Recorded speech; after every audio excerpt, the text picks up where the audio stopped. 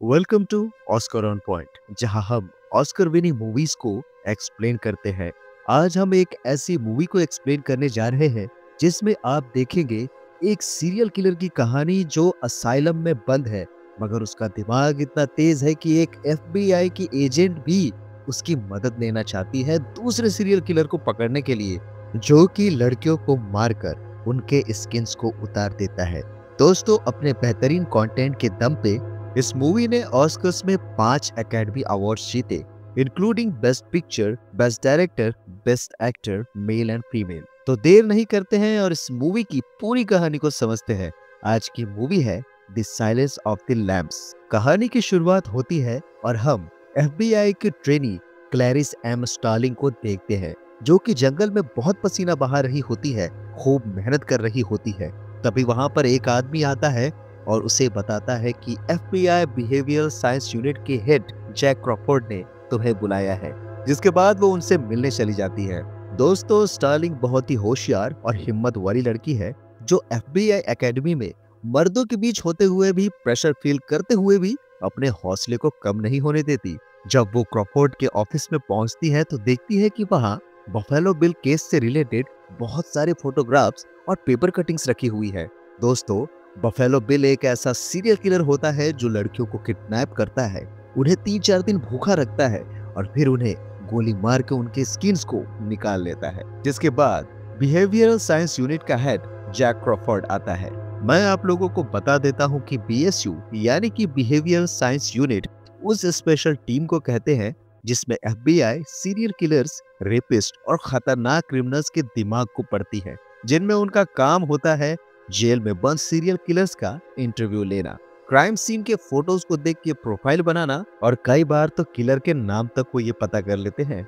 आगे क्रोफोर्ड कहता है, तुम बहुत ही होशियार हो, तेज तर्रार ट्रेनी हो। मेरे पास तुम्हारे लिए एक काम है जिसे तुम टेस्ट की तरह भी देख सकती हो, जिसमें तुम्हें एक serial killer doctor Hannibal lateral का इंटरव्यू लेना है और तुम्हें जो क्वेश्चनियर दिए जाएंगे वो भरवाना है। क्लैरिस पूछती है, क्या इसका कनेक्शन बुफेलो बिल केस से है? तो क्रोफोर्ड कहता है, अपना फोकस हैनिबल से शिफ्ट नहीं करना और कोई भी पर्सनल इंफॉर्मेशन नहीं देना।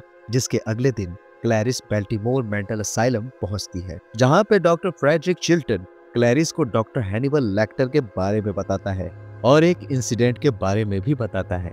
डॉक्टर हैनिबल लेक्टर एक साइकियाट्रिस्ट है, लेकिन एक दरिंदा भी। एक बार चेस्ट पेन होने के बाद उसे हॉस्पिटल ले जाया गया, जहां इलाज के दौरान उसने एक नर्स की जबान ही खा ली थी। दोस्तों, हैनिबल लेक्टर को द कैनिबल भी कहते थे, जो कि लोगों को मार के खा जाता था। जिसके बाद चिल्टन रूल को समझाता है और क्लैरिस को अकेले अंदर भेज देता है, क्योंकि क्लैरिस उससे अकेले ही मिलना चाहती थी। जिसके बाद क्लैरिस इन पागलों के वार्ड में जाती है, जहां हैनिबल का सेल सबसे आखिरी में होता है। वो बहुत ही शांति से खड़ा होता है। क्लैरिस उससे बोलती है कि वो उससे कुछ बातें करना चाहती है। लेक्टर बोलता है, मुझे तुम्हारी आईडी दिखाओ। आईडी दिखाने पे वो जान जाता है कि क्लैरिस अभी ट्रेनी है। क्लैरिस बोलती है कि मैं यहाँ आपसे सीखने आई हूँ, मगर वहाँ लेक्टर पहले ही ये जान चुका होता है कि क्लैरिस बफेलो बिल के लिए आई है। तो वो पहले ही पूछता है, मुझे बताओ बफेलो बिल अपने विक्टिम्स की स्किल्स को क्यों निकाल लेता है? तो स्टार्लिंग जवाब में कहती है कि कुछ क्रिमिनल्स अपने विक्टिम्स को मारने के बाद उनकी निशानी को पास रखते हैं। बफेलो बिल भी शायद उसी तरह का क्रिमिनल है। जिसके बाद यहाँ पे लेक्टर अपना जिक्र करते हुए बताता है कि वो अपने विक्टिम्स को मारने के बाद उनकी कोई निशानी नहीं रखता था, क्योंकि वो अपने विक्टिम्स को तो खा ही जाता था। जिसके बाद लेक्टर क्लैरिस पे बहुत हर्टफुल कमेंट्स करता है। उसका बचपन जो गरीबी में बीता था, उसका अंदाजा वो सिर्फ उसके एक्सेंट से लगा लेता है और बहुत बुरा भला कह के उसे वहां से जाने को कहता है। जब क्लैरिस वहां से जाने लगती है, तब वहां एक और पागल होता है, मिक्स, जो कि क्लैरिस से बदतमीजी करता है। तभी लेक्टर चिल्ला के क्लैरिस को बुलाता है कि यहाँ आओ और कहता है, look deep with in yourself. वो किसी मिस मॉफेट को ढूंढने को बोलता है, जो कि डॉक्टर हैनिबल लेक्टर की ही पेशेंट हुआ करती थी। वहां से निकलने के बाद क्लैरिस बहुत ट्रॉमेटाइज हो जाती है और रोने लगती है। अगले दिन क्लैरिस मॉफेट के बारे में रिसर्च कर रही होती है, तभी क्रॉफोर्ड का कॉल आता है। वो बताता है कि मिक्स मारा गया है। दोस्तों, ये वही पागल कैदी था जिसने क्लैरिस से बदतमीजी की थी। मिक्स को आखिरी बार हैनिबल से बात करते देखा गया था और उसकी बात सुन के मिक्स रोते रोते अपनी ही जीभ को निगल के मर गया था। आगे क्रॉफर्ड क्लैरिस से मिस मॉफेट के बारे में पूछता है तो वो कहती है कि मॉफेट नाम की लेक्टर की कोई भी पेशेंट नहीं थी, लेकिन हैनिबल ने क्लैरिस से कहा था कि look deep with in yourself. इसीलिए अब वो बाल्टीमोरे के योरसेल्फ स्टोरेज जाने वाली है। जब वो योरसेल्फ स्टोरेज पहुंचती है तो पता चलता है कि यूनिट 31 स्टोरेज को किसी इंसान ने 10 साल पहले ही लीज पे ले लिया था और इस इंसान का नाम था Miss Hester Moffat. Clarice storage unit के अंदर जाती है और छानबीन करने लगती है। उसे एक लड़की के ड्रेस में पुतला मिलता है और एक कांच के बोतल के अंदर किसी इंसान का कटा हुआ सर मिलता है। क्लैरिस वापस हैनिबल से मिलने असाइलम आती है। वो लेक्टर हैनिबल से कहती है कि मैं सब समझ गई हूँ। मिस हेस्टर मॉफेट एक एनाग्राम है जिसका मतलब है miss the rest of me. अब जिनको एनाग्राम के बारे में नहीं पता है दोस्तों, मैं उनको बता दूं कि ऐसे शब्द जिनको रीअरेंज करके कोई और वर्ड बनाया जा सकता है उसको एनाग्राम कहते हैं। उदाहरण के लिए साइलेंट का लिसन। क्लैरिस को आखिर पता चल जाता है कि इस स्टोरेज यूनिट का मालिक हैनिबल ही है, लेकिन वो पूरी तरह से यकीन नहीं कर पाती है कि हैनिबल ने ही वो सिर काट के बोतल में रखी थी या नहीं। इसी वजह से वो सीधे हैनिबल से पूछती है। हैनिबल कहता है कि उसने मिस मॉफेट को नहीं मारा था, उसे मिस मॉफेट पहले से ही उस हालत में मिली थी। उसका सर कटा हुआ था और औरत के कपड़े पहने हुए थे। इतना ही नहीं, मिस मॉफेट का असली नाम बेंजामिन रस्पाइल था और वो हैनिबल का मरीज भी था और असल में वो एक लड़का था। हैनिबल कहता है कि वो बफेलो बिल को पकड़ने के लिए क्लैरिस की मदद करेगा, लेकिन बदले में चाहता है कि उसे किसी और असाइलम में ट्रांसफर कर दिया जाए क्योंकि यहाँ डॉक्टर चिल्टन उसे बहुत टॉर्चर करता है। अब कहानी आगे बढ़ती है और हम देखते हैं सीरियल किलर बफेलो बिल को, जो अपना अगला शिकार ढूंढ रहा होता है सुनसान सड़क पे। इसी दौरान कैथरीन नाम की लड़की वहां आती है और बफेलो बिल उसे बड़ी ही चालाकी से किडनैप कर लेता है। यहाँ साफ दिखता है कि बफेलो बिल ज्यादातर ओवरसाइज लड़कियों को ही किडनैप करता है। कैथरीन थोड़ी सी मोटी थी, इसी वजह से उसने उसे चुना था ताकि मारने के बाद उसकी स्किन को निकाल सके। अगले दिन पुलिस को फिर से एक लड़की की लाश मिलती है जिसका नाम होता है फ्रेडरिका। उसे भी ठीक वैसे ही मारा गया था जैसे बफेलो बिल के बाकी सारे विक्टिम्स मारे गए थे। क्लैरिस और क्रॉफर्ड उसकी बॉडी को जांचने पहुंचते हैं। यहाँ एक और चौंकाने वाली बात सामने आती है। बफेलो बिल अपने विक्टिम्स को मारने से पहले करीब 3 दिन तक जिंदा रखता है, फिर उन्हें शूट करता है और उनकी स्किन निकाल के बॉडी को अलग अलग नदियों में फेंक देता है। तभी क्लैरिस अंदाजा लगाती है कि जरूर बफेलो बिल के पास उसका अपना घर है जहां उसको प्राइवेसी मिलती है, जहां वो लड़कियों को कुछ दिनों तक रखता है। जब क्लैरिस और क्रॉफर्ड बॉडी के पास पहुंचते हैं तो वहां बहुत सारे मेल ऑफिसर्स खड़े होते हैं, जिससे क्लैरिस थोड़ी अनकंफर्टेबल हो जाती है। वो सबको बाहर भेज देती है ताकि वो फ्रेडरिका की बॉडी को अच्छे से देख सके। लाश पूरी तरह से घायल होती है। क्लैरिस उसके मुंह के अंदर एक बग कुकून ढूंढ लेती है जो कि जबरदस्ती डाला गया था। आगे कुकून के बारे में पता लगाने पे क्लैरिस को पता चलता है कि ये एक ऐसी बग है जो सिर्फ एशिया में पाई जाती है और अमेरिका में इसे सिर्फ इंपोर्ट ही किया जा सकता है। इन्हें जिंदा रखना इतना आसान नहीं है, इसके लिए काफी मेहनत करनी पड़ती है और तब जाके ये कुकून तितली में बदलता है। अब हमें बफेलो बिल के घर के अंदर का सीन दिखाया जाता है। यहाँ ढेर सारे मॉथ्स होते हैं, तितलियां होती है और लेडीज के मैनिक्विन्स रखे होते हैं। घर में एक कुआं भी होता है जिसमें से किसी लड़की के चीखने की आवाज आ रही होती है। ये आवाज उसी किडनैप हुई लड़की कैथरीन की होती है जो कि यूएस सेनेटर की बेटी होती है। पूरी पुलिस फोर्स उसे ढूंढ रही होती है। चूंकि बफेलो बिल अपने विक्टिम्स को किडनैप करने के 3 दिन बाद ही मारता था, तो सबको उम्मीद थी कि कैथरीन को अभी भी बचाया जा सकता है। क्लैरिस फिर से बाल्टीमोर असाइलम जाती है और हैनिबल से मिलती है। इस बार क्लैरिस कहती है कि अगर हैनिबल ने कैथरीन की खोजने में मदद की तो यूएस सेनेटर खुद उसका ट्रांसफर एक बेहतर असाइलम में करवाएंगी जहां उसे अच्छी फैसिलिटीज मिलेगी। लेकिन तभी हैनिबल क्लैरिस से क्विड प्रो क्यू की डिमांड करता है। मतलब तभी वो कोई क्लू देगा जब स्टार्लिंग भी उसे अपनी लाइफ की कुछ सीक्रेट्स बताएगी। स्टार्लिंग बताती है कि जब वो 10 साल की थी उसके पापा की हत्या हो गई थी। माँ पहले ही गुजर चुकी थी तो वो बचपन में ही अनाथ हो गई। बाद में अपने अंकल के साथ रहने लगी, लेकिन एक दिन वो वहां से भी भाग गई थी। इस जानकारी के बदले हैनिबल क्लैरिस को मौत या कुकून के मायने समझाता है। हैनिबल कहता है कि मौत बदलाव का सिंबल है, जैसे कोकून टूट के तितली बनता है, वैसे ही बफेलो बिल भी खुद को एक लड़की में बदलना चाहता है। हैनिबल के मुताबिक बफेलो बिल असल में ट्रांससेक्सुअल नहीं है, लेकिन वो बनना चाहता है। उसने सेक्स चेंज के लिए अप्लाई भी किया होगा, लेकिन उसकी अर्जी रिजेक्ट हो गई होगी। इसीलिए अब वो खुद को अपने आप ही लड़की में बदलने की कोशिश कर रहा है। बचपन में जरूर उसके साथ कुछ ऐसा हुआ होगा जिससे वो मानसिक रूप से डिस्टर्ब हो गया है, और अब बस वो किसी भी तरह से लड़की बनना चाहता है। उधर क्लैरिस और हैनिबल की बातें डॉक्टर चिल्टन चुपके से एक सीक्रेट माइक्रोफोन से सुन रहा होता है, और साथ ही साथ प्लान भी बना रहा होता है कि कैसे वो खुद कैथरीन को बचाकर सारा क्रेडिट ले ले। दूसरी तरफ हमें फिर से दिखाया जाता है कि कैथरीन को डरा धमका के बफेलो बिल उसके स्किन पे लोशन लगवा रहा होता है। अगले दिन डॉक्टर चिल्टन हैनिबल से मिलने जाता है। उसे बताता है कि क्लैरिस की डील एक फर्जी डील थी। FBI बस उससे इंफॉर्मेशन निकलवाना चाहती थी। चिल्टन कहता है कि अगर हैनिबल चाहे तो वो उसे यहाँ से बाहर निकलवा सकता है, लेकिन बदले में हैनिबल को बफेलो बिल का असली नाम बताना होगा। हैनिबल बफेलो बिल का असली नाम लुइस बताता है और कहता है कि उसका पूरा नाम वो खुद सेनेटर के सामने ही बताएगा। जैसे ही ये खबर मिलती है, हैनिबल को फौरन मेम्फिस ट्रांसफर कर देते हैं। अब केस क्लैरिस के हाथ से निकल के किसी और को चला जाता है, क्योंकि क्लैरिस ने सेनेटर के नाम पे हैनिबल से एक फर्जी डील की थी। इसके बाद हैनिबल की सेनेटर से मुलाकात होती है। वो सेनेटर को बफेलो बिल का पूरा नाम बताता है, लुइस फ्रेंड। साथ ही हैनिबल कहता है कि वो बफेलो बिल को अपने ही एक मरीज बेंजामिन रस्पाइल के जरिए मिला था, और बेंजामिन और बफेलो बिल लवर्स थे। हैनिबल सेनेटर को बफेलो बिल का फिजिकल डिस्क्रिप्शन भी देता है ताकि लोग उसे जल्दी पकड़ ले। इस सीन में लग रहा था जैसे केस अब सुलझ ही गया है। इधर डॉक्टर चिल्टन मीडिया में अपनी तारीफें कर रहा था, जैसे सब उसी की बदौलत हुआ हो। इसी दौरान क्लैरिस वहां पे आती है और चुपके से हैनिबल से मिलने की कोशिश करती है। बातचीत के दौरान स्टार्लिंग को समझ आता है कि लुइस फ्रेंड असल में आयरन सल्फाइड का एनाग्राम है, यानी कि फूल्स गोल्ड। दोस्तों, आयरन सल्फाइड सुनहरे रंग का होता है।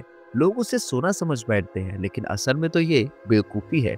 अब साफ हो गया था कि हैनिबल ने सीनेटर और पुलिस को गलत रास्ते में भेज दिया है, लेकिन यहाँ पे हैनिबल क्लैरिस से वादा करता है कि वो और क्लू देगा अगर वो अपनी जिंदगी के बारे में कुछ और बताए तो।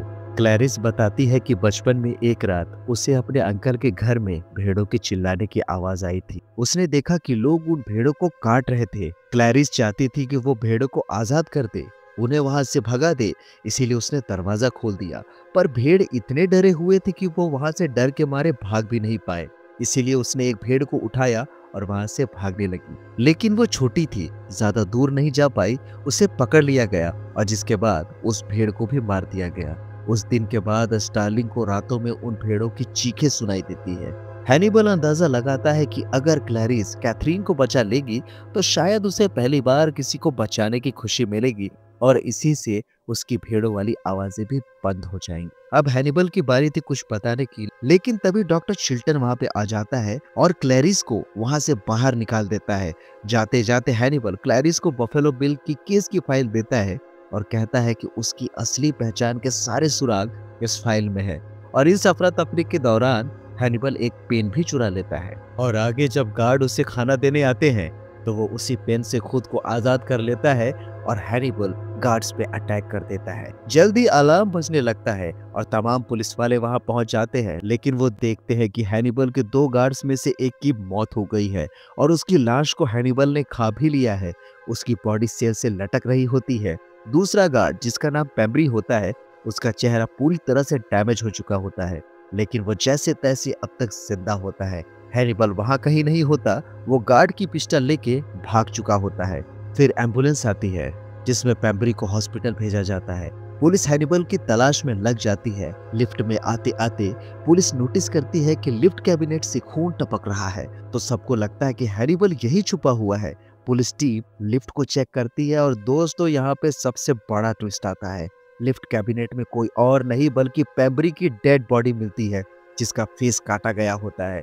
पेम्ब्री को हैनिबल ने अपने कपड़े पहनाए थे और दूसरी तरफ हैनिबल पेम्ब्री के कपड़े और उसका फेस अपने चेहरे पे लगाकर एम्बुलेंस में फरार हो जाता है। पुलिस तुरंत क्लैरिस को हैनिबल के भागने की खबर देती है। सबको डर लगता है कि अब हैनिबल क्लैरिस को मारने जाएगा, लेकिन क्लैरिस कहती है कि हैनिबल उसके पीछे नहीं आएगा। क्योंकि वो उसके प्रिंसिपल्स के खिलाफ है। अब आगे क्लैरिस अपने दोस्त के साथ बैठी होती है। दोनों मिलकर बफेलो बिल की फाइल्स को पढ़ रही होती है। लेक्टर ने मैप में दिखाया था कि मर्डर की गई सभी लड़कियों की बॉडी कहाँ कहाँ मिली थी। इसी से पता चलता है कि फ्रेडरिका पहली विक्टिम थी, लेकिन उसकी बॉडी सबसे दूर डंप की गई थी। लेक्टर ने बातों बातों में बताया था कि बफेलो बिल बहुत लालची है और इंसान अपनी लालच अपनी आंखों से देखता है। मतलब बफेलो बिल फ्रेडरिका को पहले से जानता था और इसी वजह से उसने उसे मारा। कोई भी किलर जब पहली बार मर्डर करता है तो बहुत नर्वस होता है और इसी डर में उसने बॉडी को सबसे दूर फेंका। यानी कि साफ है कि बफेलो बिल बेल्वेडोर ओहियो से है। इसके बाद क्लैरिस डिसाइड करती है कि वो खुद बेल्वेडोर ओहियो जाएगी और खुद जाके पहली विक्टिम फ्रेडरिका बिमेल के घर और उसकी लाइफ के बारे में पता लगाएगी। वहां पहुंच के क्लैरिस को पता चलता है कि फ्रेडरिका टेलर थी। वो फ्रेडरिका के कमरे में एक सूट देखती है जिसमें डायमंड शेप की कट्स बने होते हैं। ये देख के क्लैरिस के दिमाग में तुरंत क्लिक होता है कि बफेलो बिल लड़कियों की स्किन से सूट बना रहा है, जो कि सभी विक्टिम्स की स्किन एक ही पैटर्न में निकाली गई थी। इसलिए वो उन्हें 3 दिन तक भूखा रखता है जिससे स्किन थोड़ी ढीली हो जाए और वो स्किन निकाल सके। इसीलिए उसे मोटी लड़कियां चाहिए होती है। क्लैरिस ये सारी बातें फौरन क्रॉफोर्ड को फोन करके बताती है। क्रॉफोर्ड इन बातों को ज्यादा सीरियसली नहीं लेता। वो कहता है कि वो लोग शिकागो में बफेलो बिल को पकड़ने जा रहे हैं।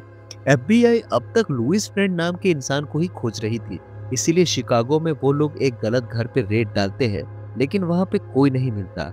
इधर क्लैरिस फ्रेडरिका की दोस्त से मिलने जाती है ताकि बफेलो बिल के बारे में कुछ और जानकारी मिल सके। वहां उसे पता चलता है कि फ्रेडरिका एक लिपमैन नाम के शख्स को जानती थी, जिनके लिए दोनों अक्सर कपड़े सिलती थी। वो क्लैरिस को एक एड्रेस देती है।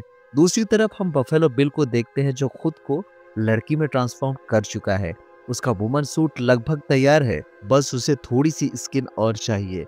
अब वो कैथरीन को मारने ही वाला होता है, लेकिन तभी कैथरीन चालाकी से बफेलो बिल के कुत्ते को पकड़ लेती है और उसे मारने की धमकी देती है। ठीक उसी समय क्लैरिस उस एड्रेस पे पहुंच जाती है और दरवाजा नॉक करती है।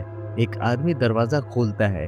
क्लैरिस उससे लिपमैन के बारे में पूछती है, लेकिन वो अपना नाम जैक बताता है और बताता है कि ये घर उसने 2 साल पहले ही खरीदा है। क्लैरिस पूछती है कि क्या फ्रेडरिका मिस्टर लिपमैन के लिए काम करती थी, तो वो आदमी थोड़ा घबरा जाता है और कहता है कि नहीं, लेकिन लिपमैन के बेटे का नंबर उसके पास है। क्लैरिस जैसे ही अंदर जाती है, वहां सिलाई के धागे बिखरे होते हैं। तभी उसे वहां वो कीड़ा उड़ता हुआ दिखाई देता है जो डेड बॉडी के मुंह से मिला था। क्लैरिस को समझ आ जाता है कि ये आदमी असल में वही साइको किलर है जो लड़कियों की स्किन उतार के उन्हें मारता है। क्लैरिस उसे गन पॉइंट पे ले लेती है, लेकिन वो भाग के अंदर छुप जाता है। क्लैरिस बिल को खोजती हुए घर के अंदर जाती है। वहां उसे कैथरीन मिलती है। वो उसे कहती है कि यही रुको, मुझे पहले बिल को पकड़ना है। दूसरी तरफ बिल पूरे घर की लाइट्स को बंद कर देता है और खुद नाइट विजन गॉगल्स पहन के क्लैरिस को मारने के लिए आगे बढ़ता है। लेकिन इससे पहले कि वो क्लैरिस पे हमला करता, क्लैरिस अपनी फुर्ती से उसे शूट कर देती है और बिल मर जाता है। इसके बाद क्लैरिस कैथरीन को बचा लेती है और पुलिस भी वहां पहुंच जाती है। क्लैरिस को उसकी बहादुरी के लिए अवार्ड मिलता है। एक पार्टी के दौरान क्लैरिस को हैनिबल का कॉल आता है। हैनिबल उससे पूछता है कि क्या अब उसे लैम्प्स की आवाज सुनाई देती है या आवाज आना बंद हो चुकी है। वो कहता है कि वो कभी भी क्लैरिस को खोजने नहीं आएगा, लेकिन बदले में क्लैरिस को भी उसे ढूंढना नहीं होगा। लेकिन क्लैरिस कहती है कि वो कोई प्रॉमिस तो नहीं कर सकती। जिसके बाद फिल्म के आखिरी सीन में हम देखते हैं कि हैनिबल डॉक्टर चिल्टन को टारगेट कर रहा होता है। यहीं से समझ आता है कि शायद हैनिबल डॉक्टर चिल्टन को मारने वाला है और उसे अपने डिनर में खाने की सोच रहा है। ये कहानी सीधे साधे तरीके से समझा देती है कि हर इंसान के अंदर डर भी होता है और हिम्मत भी। क्लैरिस जो एक गरीब घर से आई थी, जिसे लोग अक्सर कम आंकते थे, उसी में इतनी हिम्मत थी कि वो दुनिया के सबसे खतरनाक आदमी हैनिबल लेक्टर से आमने सामने बात कर लेती और अकेले ही एक साइको कातिल को भी पकड़ लिया। फिल्म बार बार यही दिखाती है कि राक्षस बाहर नहीं है, हमारे अंदर या हमारे आसपास के दिखने में आम लोगों में भी छुप सकते हैं। भेड़ के बच्चों की चीख क्लैरिस की बचपन की वो याद है जब वो किसी मासूम को नहीं बचा पाई थी। अब वो बड़ी हो गई है और हर मासूम को बचाने की कोशिश करती है। इसी वजह से फिल्म का नाम साइलेंस ऑफ द लैम्स रखा गया है, क्योंकि जब हम किसी की मदद कर लेते हैं तो उसके अंदर का दर्द उसकी चीख हमेशा के लिए शांत हो जाती है। उम्मीद है मुझे दोस्तों कि ये ऑस्कर विनिंग मूवी आपको जरूर पसंद आई होगी, और अगर आई है तो वीडियो को लाइक कीजिए, शेयर कीजिए और चैनल को सब्सक्राइब जरूर कीजिए, ताकि ऐसे ही ऑस्कर विनिंग मूवीज की बेस्ट कहानियां आप तक पहुंचती रहे। तो मिलेंगे दोस्तों किसी और नए फ्रेश ऑस्कर विनिंग मूवी के साथ। तब तक के लिए thank you very much for watching. Keep watching Oscar on point.